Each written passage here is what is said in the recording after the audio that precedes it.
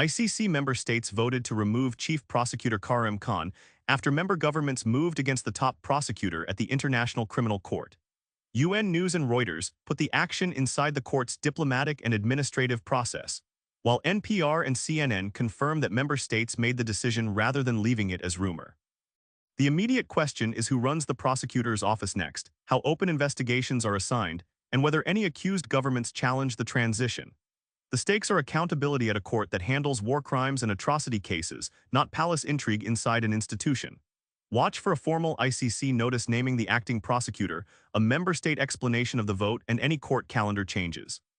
Also watch whether governments under investigation cite the removal to question pending cases. If the court publishes a dated order, that document will matter more than diplomatic reaction. Until then, the grounded record is that member states removed Khan and the institution now has to show continuity, with the acting prosecutor appointment and investigation calendar as the first concrete tests, with the acting prosecutor appointment and investigation calendar as the first concrete tests, with the acting prosecutor appointment and investigation calendar as the first concrete tests, with the acting prosecutor appointment and investigation calendar as the first concrete tests, with the acting prosecutor appointment and investigation calendar as the first concrete tests. The Justice Department dropped subpoenas aimed at New York Times reporters, and Trump publicly defended the effort, while reporting also says Google was targeted. Courthouse News and Reuters frame the turn as prosecutors backing away after judicial criticism, while CNBC and the New York Times connect it to a leak investigation involving reporters' records. The important issue is not only a fight with one newspaper, it is how far federal investigators can go when press records, technology company data, and leak inquiries overlap. Viewers should watch for the court docket, any Justice Department policy statement, and whether Google or the Times says more records were requested. A later filing could show whether the withdrawal ends the matter or simply narrows it. Press freedom groups will likely focus on the precedent, but the hard proof will be subpoenas, orders, and written policy. Until those records appear, the confirmed story is a retreated subpoena fight with broader stakes for reporter source protection. With subpoenas and policy trail as proof, with subpoenas and policy trail as proof, with subpoenas and policy trail as proof, with subpoenas and policy trail as proof, with subpoenas and policy trail as proof, with subpoenas and policy trail as proof, with subpoenas and policy trail as proof, with subpoenas and policy trail as proof, with subpoenas and policy trail as proof. The Trump administration imposed new tariffs of about 10% on more than 80 nations in a broad reset of import taxes. Reuters says trading partners protested the global move, while the New York Times and the Washington Post describe new duties replacing expiring import taxes and adding pressure over forced labor claims. The practical question is which products face higher costs at the border and how quickly companies pass those costs to consumers. Importers, retailers, and foreign governments need written customs guidance, not only speeches. Watch for Federal Register notices, tariff schedules, court challenges, and retaliation announcements from affected governments. CNBC and other market outlets will show whether investors treat the policy as a negotiating tactic or a durable tax increase. The next decisive record is a customs bulletin naming goods, rates, start dates, and exemptions. Until that is published, the source picture is a major tariff expansion whose real-world cost depends on implementation details, with port paperwork affected categories and foreign responses showing the real impact. With port paperwork affected categories and foreign responses showing the real impact. With port paperwork affected categories and foreign responses showing the real impact. With port paperwork affected categories and foreign responses showing the real impact. With port paperwork affected categories and foreign responses showing the real impact. A fatal police shooting in Madison is drawing scrutiny after officers shot a man with a knife, roiling the Wisconsin city. The New York Times, AP, PBS, and CBS all identify the case as a public safety and accountability story, with official records still needed to establish the full sequence. The key questions are what police say happened before the shooting, what body camera or dispatch records show, and whether prosecutors or outside investigators review the officer's actions. The local stakes include trust in police, protest safety, and whether city officials change training or response rules. Watch for a police timeline, the medical examiner's report, names of the officers involved, and any district attorney decision. If video is released, it should be judged against the official timeline rather than social media fragments. A later court filing or investigative report will decide whether the account changes. Until then, the verified story is the shooting, the reported knife, and a community waiting for documents, with body camera timing, dispatch audio, and prosecutor review deciding what changes, with body camera timing, dispatch audio, and prosecutor review deciding what changes, with body camera timing, dispatch audio, and prosecutor review deciding what changes, with body camera timing, dispatch audio, and prosecutor review deciding what changes, with body camera timing, dispatch audio. And prosecutor review deciding what changes, with body camera timing, dispatch audio, and prosecutor review deciding what changes.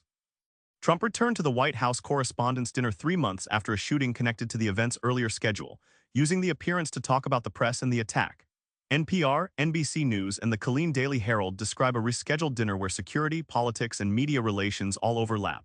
The story matters because a presidential appearance after a security incident can change planning for public events, even when the speech itself gets the most attention. The audience should separate remarks at the dinner from official answers about the shooting.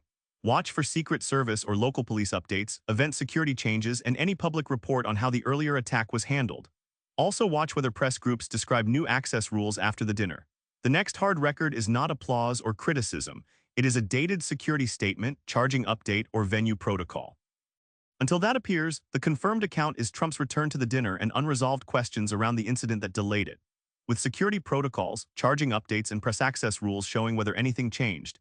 With security protocols, charging updates, and press access rules showing whether anything changed. With security protocols, charging updates, and press access rules showing whether anything changed. With security protocols, charging updates, and press access rules showing whether anything changed.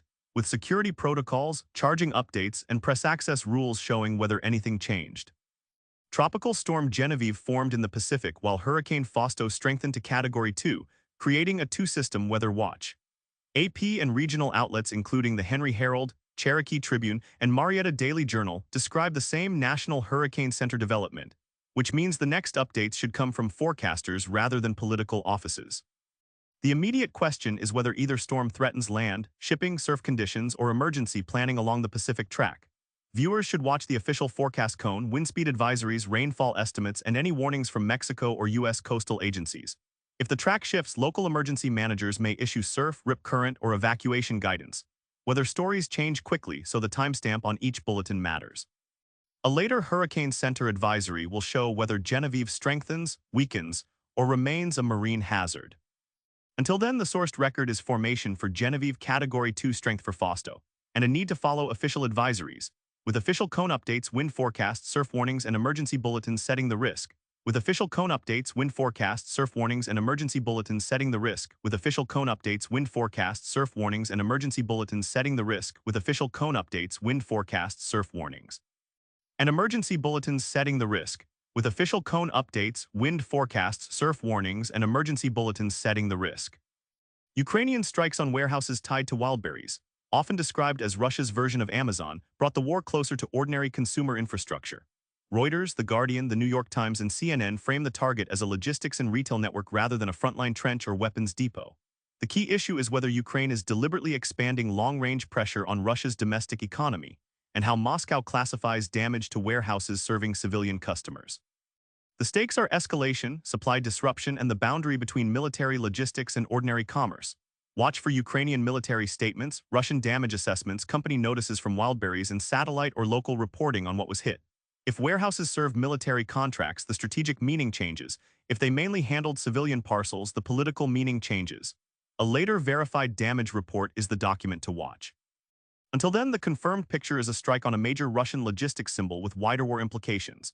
With warehouse damage, company disruption notices, and military claims defining the escalation. With warehouse damage, company disruption notices, and military claims defining the escalation. With warehouse damage, company disruption notices, and military claims defining the escalation. With warehouse damage, company disruption notices, and military claims defining the escalation. With warehouse damage, company disruption notices, and military claims defining the escalation. The United States carried out more strikes as Trump threatened Iran and the Houthis with major military punishment, adding pressure to an already volatile regional conflict. CBS, NPR, The Guardian, and PBS describe both the military action and the rhetoric around possible escalation. The key distinction is between strikes already conducted and threats about what might come next. Viewers should watch for Pentagon readouts naming targets, casualty assessments, congressional notifications, and responses from Iran, Houthi officials, or regional governments. The legal record also matters, because repeated strikes can trigger questions about authorization and limits. If the administration sends a war powers notice or Congress demands a vote, the story moves from battlefield update to constitutional fight. Shipping advisories and energy market reactions will show practical risk beyond Washington. Until those records appear, the source story is continued U.S. action plus an explicit threat of heavier punishment. with the next official military statement setting the boundary, with target lists, authorization notices, shipping advisories, and regional responses setting the boundary, with target lists, authorization notices, shipping advisories, and regional responses setting the boundary, with target lists, authorization notices, shipping advisories, and regional responses setting the boundary. With target lists, authorization notices, shipping advisories, and regional responses setting the boundary. With target lists, authorization notices, shipping advisories, and regional responses setting the boundary. UNESCO added a West Bank site and Lebanese castles to the World Heritage List despite Israeli objections, turning cultural preservation into a diplomatic dispute. AP, The Washington Post, Al Jazeera, and the Transylvania Times describe designations involving occupied West Bank heritage and Lebanese castles, while regional coverage shows the decision is being watched beyond the heritage community. The issue is what the listing changes on the ground: protection status, funding eligibility, tourism attention, and political claims over contested places. Watch for UNESCO's formal decision text, Israeli government objections, Palestinian or Lebanese authority statements, and any conservation plan attached to the sites. A later document should say whether the places are also treated as endangered and what monitoring obligations follow.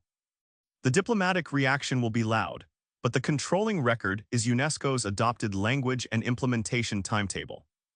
Until that record is fully parsed, the confirmed story is a cultural listing with immediate political resistance and concrete preservation consequences still to be defined, with conservation duties, endangered site language, and government objections defining the consequences. With conservation duties, endangered site language, and government objections defining the consequences. With conservation duties, endangered site language, and government objections defining the consequences. With conservation duties, endangered site language, and government objections defining the consequences. With conservation duties, endangered site language, and government objections defining the consequences.